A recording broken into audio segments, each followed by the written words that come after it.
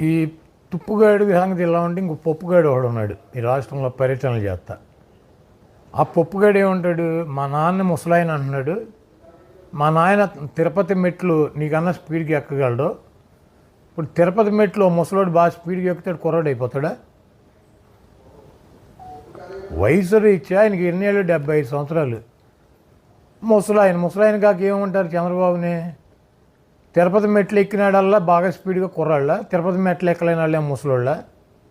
ఈడు brainless kid అనమాట. ఈడు లోకేష్ అనేవాడు బ్రెయిన్లెస్ కిడ్.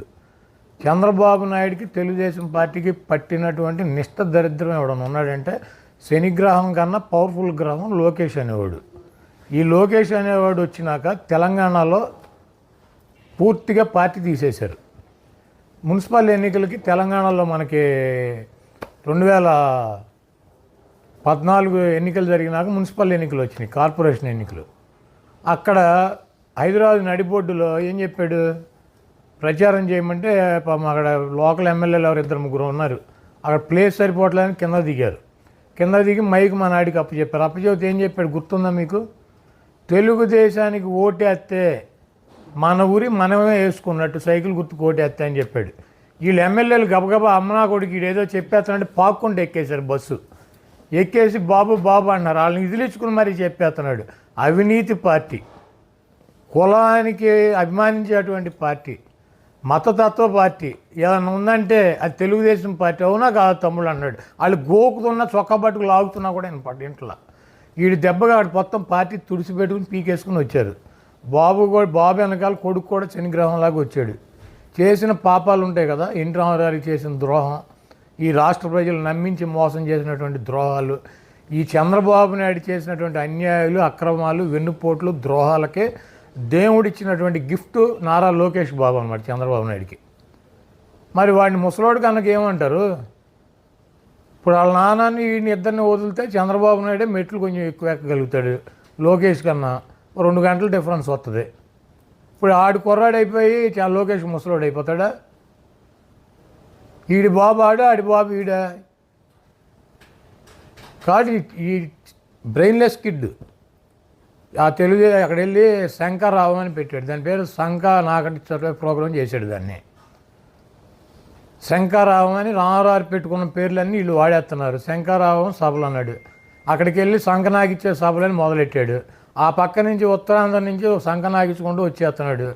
విజయనగరం శ్రీకాకుళం జిల్లా సంకనాగిచ్చేసాడు, విజయనగరం జిల్లా సంకనాగిచ్చేసాడు. ఇప్పుడు వైజాగ్ జిల్లాలో అది కూడా సంకనాగిచ్చేసి ఇప్పుడు ఈస్ట్లోకి వస్తాడు. మొత్తం వీడు 13 జిల్లాలు సంకనాగిచ్చేసి ఆ సభ కంప్లీట్ చేసి ఎన్నికలు చేసి చంద్రబాబు నాయుడు సంకనాగిచ్చి తెలుగుదేశం పార్టీని సంకనాగిచ్చి వీడు శంకరావం సభలతో ఈ మొత్తం గుండు సున్నా చేస్తాయికి లోకేష్ బాబు సంకనాగిచ్చే సభలు తిరుగుతున్నాడు. జగన్మోహన్ రెడ్డి గారు చాలా స్పష్టంగా ఆయన చేసినటువంటి కార్యక్రమాలు, ఆయన చేయబోయే కార్యక్రమాలు చెప్పి మీకు మంచి జరిగితే నాకు ఓటేయమని చెబుతున్నారు. మీకు దమ్ముంటే లోకేష్కి కానీ చంద్రబాబు నాయుడుకి కానీ మీ 14 సంవత్సరాల పరిపాలనలో మీరు ఏమి మంచి చేశారు, మీరేం చేయబోతున్నారు, మీ ఎన్నికల మేనిఫెస్టోలో ఇచ్చినటువంటి ఏ వాగ్దానాన్ని అమలు చేశారు, ఒక్క వాగ్దానం ఏది అమలు చేశారు, ఇవన్నీ కూడా చెప్పండి జనానికి. ఓట్లు అడగండి, మీకు డిపాజిట్లు కూడా రావు. ఆ సంగతి తెలిసే ఒక సంఖలో పవన్ కళ్యాణ్ని, ఒక సంఖలో ఉత్తపుత్రుడిని, ఒక సంఖలో దత్తపుత్రుడిని, ముందేమో బీజేపీ వదినమ్మని, వెనకాలేమో కాంగ్రెస్ చెల్లెమ్మని, ఇంతమందిని పెట్టుకుని మళ్ళీ ఇంటికాడ పడుకుంటున్నాడు. అప్పుడప్పుడు వెళ్ళి మళ్ళీ వీళ్ళందరూ ఉన్నా కూడా భయం. కాబట్టి ఇటువంటి చంద్రబాబు లాంటి 420 గాళ్ళని, క్రెడిబిలిటీ లీడర్లని ఈ రాష్ట్ర ప్రజలు యాక్సెప్ట్ చేయరు. జగన్మోహన్ రెడ్డి గారికి ఈ రాష్ట్రంలో 151 సీట్లకి అదనంగానే సీట్లు వస్తాయి, కానీ ఒక సీటు కూడా తక్కువ రాదు. చంద్రబాబు నాయుడు విన్యాసాలు, వీళ్ళ విన్యాసాలన్నీ ఇంకొక 2 నెలల్లో ఎన్నికలు పూర్తవుతున్నాయి. జగన్మోహన్ రెడ్డి గారు చాలా స్పష్టంగా ఆయన చేసినటువంటి కార్యక్రమాలు, ఆయన ఎన్నికల మేనిఫెస్టోలో 99% అమలు చేశానని చెప్పి, నాకు మీరు ఓటేయాలంటే నేను మీ కుటుంబాలకి, మీ ప్రాంతాలకి మంచి చేశానని కనుక భావిస్తే నాకు ఓటు వేయండి, లేకపోతే ఓటు కూడా వేయొద్దని చెప్పి జగన్మోహన్ రెడ్డి గారు ప్రతి పబ్లిక్ మీటింగ్లోనూ ప్రజలను ఉద్దేశించి మాట్లాడుతున్నారు. ఆ సందర్భంగా ఈ 5 సంవత్సరాల్లో చంద్రబాబు నాయుడు చేయలేకపోయినది జగన్మోహన్ రెడ్డి గారు చేసింది. సంక్షేమ కార్యక్రమాలు కావచ్చు, నాడు నేడులో స్కూళ్ళు రూపురేఖలు మార్చింది కావచ్చు, లేకపోతే కొత్తగా తీసుకొచ్చిన మెడికల్ కాలేజీలు కావచ్చు, ఫిషింగ్ జెట్టీలు కావచ్చు, లేకపోతే కొత్త కట్టేటువంటి హార్బర్స్ కావచ్చు, అనేక అభివృద్ధి కార్యక్రమాలు, సంక్షేమ కార్యక్రమాలు ఇవన్నీ కూడా చేశాము. నాకు ఇంకొకసారి అవకాశం ఇస్తే ఇంకా గొప్పగా చేస్తాను. కాబట్టి నేను మీ కుటుంబాలకు మంచి జరిగితే నాకు ఓటేయండి. ఆరోగ్యశ్రీ కావచ్చు, ఫీజు రియంబర్స్మెంట్ కావచ్చు, అమ్మఒడి కావచ్చు, ఇవన్నీ ఆసరా కావచ్చు, విద్యా దీవెన, ఇటువంటి సంక్షేమ కార్యక్రమాలు కూడా ఇచ్చామని చెప్పి చెప్తున్నారు.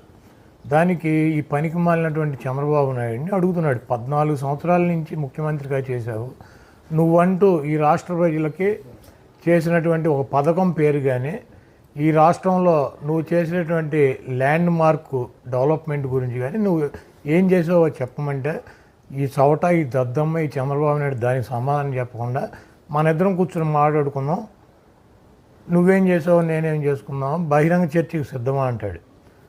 చంద్రబాబు నాయుడు, జగన్మోహన్ రెడ్డి గారు బహిరంగ సభకి, బహిరంగ చర్చకి గనక కూర్చునే పరిస్థితి ఉంటే ఇటు పక్కన మేము, అటు పక్కన చంద్రబాబు తరఫున తెలుగుదేశం వాళ్ళు వస్తారు. బహిరంగ చర్చ ఒక ఇద్దరు పెద్ద నాయకుల మధ్య జరిగేటువంటి అవకాశం ఉంటుందా? ఇది భారతదేశంలో ఎక్కడైనా జరిగిందా? ఇప్పుడు మేమేం చేసామో ప్రజలకు చెబుతున్నాం. జగన్మోహన్ రెడ్డి గారు నా పరిపాలన బాగుందంటే నాకు ఓటేయమని చెప్పి చెబుతున్నాడు. నువ్వు కూడా దమ్ము ఉంటే, నువ్వు మగాడివి అయితే, నువ్వు 14 ఏళ్ళ నువ్వేమైనా చేస్తుంటే, నేను ఈ రకంగా ఈ కార్యక్రమాలు చేశాను, ఈ నా ల్యాండ్ మార్కులు, నాకు ఓటేయండి, నాకు ఎందుకు ఓటేయరని చెప్పి ప్రజలను అడుగు. నువ్వు ప్రజలు కదా న్యాయ నిర్ణేతలు, మీ ఇద్దరు మాట్లాడుకుని ఎవరు సీఎంగా ఉండాలి మీ ఇద్దరు డిసైడ్ చేసుకునేది కాదు కదా ఇది అని. ఒక ఎక్స్ అంటే మాజీ, ఈయన కోసమే ఆ ట్విట్టర్ పేరు కూడా మార్చినట్టున్నారు ఎక్స్ అని. ఆ ఎక్స్లో ఈయన ఛాలెంజ్ చేస్తాడు. ఎవడికి చేయాలి? ఎక్స్లో ఛాలెంజ్ చేస్తే ఎక్స్కి ఎవరికైనా చేయాలి. ఈ రాష్ట్రంలో ఎక్స్ ఎవడున్నాడు? కిరణ్ కుమార్ రెడ్డి గారు కూడా ఉన్నాడు ఖాళీగా. వాళ్ళిద్దరూ చేసుకుంటే ప్రాబ్లం లేదు. జగన్మోహన్ రెడ్డి గారు ఈ రాష్ట్ర ప్రజలకి ఎన్నుకుంటే ఆయన ముఖ్యమంత్రి అయ్యాడు. 5 సంవత్సరాలు ముఖ్యమంత్రిగా ఆయన పనిచేశాడు. ఆయన ఏం పని చేశాడు ఏంటి ప్రజలకు తెలుపుతారు. వాళ్ళు సాటిస్ఫై అయ్యి జగన్మోహన్ రెడ్డి గారు మాకు మంచి చేశాడంటే మళ్ళీ జగన్మోహన్ రెడ్డి గారిని గెలిపిస్తారు. మధ్యలో ఈడేవాడు పొగోడి ఈడితో చర్చ ఏంటి? ఈడితో కూర్చుని అసెంబ్లీలో చర్చకి మాట్లాడవచ్చు కదా, అసెంబ్లీలో జరుగుతాయి చర్చలు, మాట్లాడవచ్చు కదా. అక్కడి నుంచి ఎందుకు పారిపోయాడు ఈ సౌట? ఇప్పుడు బహిరంగంగా బయట కూర్చోవాలంటే అసెంబ్లీలో ఏడవలేక అక్కడ ఏడిసి బయటికి పారిపోయి వచ్చి ఇవన్నీ పనికి మాలిన కబుర్లు. ఇప్పుడు నేను నా స్థాయికి, నేను చంద్రబాబు, నేను చర్చకి రెడీగా ఉన్నా, నువ్వు వస్తావంటే వస్తాడా? జగన్మోహన్ రెడ్డి గారి స్థాయి ఏంటి, చంద్రబాబు నాయుడు స్థాయి ఏంటి? 3 పార్టీలు కలిసి పోటీ చేసినా కూడా జగన్మోహన్ రెడ్డి గారి మీద గెలవగలనా లేదా అని చెప్పి మిణుకుమంటే చేస్తున్నాడు. చంద్రబాబు నాయుడు గారి పార్టీ సైజు ఎంత, జగన్మోహన్ రెడ్డి గారి పార్టీ సైజు ఎంత? 170 సీట్లలో పోటీ చేసి 151 సీట్లో గెలిచినాడు. 25 పార్లమెంట్లకు పోటీ చేసి 22 పార్లమెంట్లు గెలిచాడు. రాజ్యసభలో 11 రాజ్యసభ సభ్యులు ఉన్నారు. అసెంబ్లీలో ఉన్నటువంటి 58 ఎమ్మెల్సీలు ఉంటే మండలంలో దాంట్లో 43 44 ఆయనకు ఉన్నారు. చంద్రబాబు నాయుడుకి ఎవడున్నాడు? రాజ్యసభలో ఒక మెంబర్ ఉన్నాడా? పార్లమెంట్లో 3 మెంబర్లు ఉంటే 2 వదిలేసి వచ్చి ఒకడు ఉన్నాడు పార్లమెంట్లో. అసెంబ్లీలో 23 మంది ఉంటే 18 మందికి వచ్చాడు. మండలంలో 4 లేరు తిప్పి కొడితే. ఇతని స్థాయి ఏంటి, జగన్మోహన్ రెడ్డి గారి స్థాయి ఏంటి? ఇటువంటి వేస్ట్ ఫెయిలర్స్తో జగన్మోహన్ రెడ్డి గారు చర్చి కూర్చుంటాడా? మాకు ఓటేసింది, మమ్మల్ని గెలిపించింది ప్రజలు. మేమేం చేసాం ప్రజలకు చెబుతాం.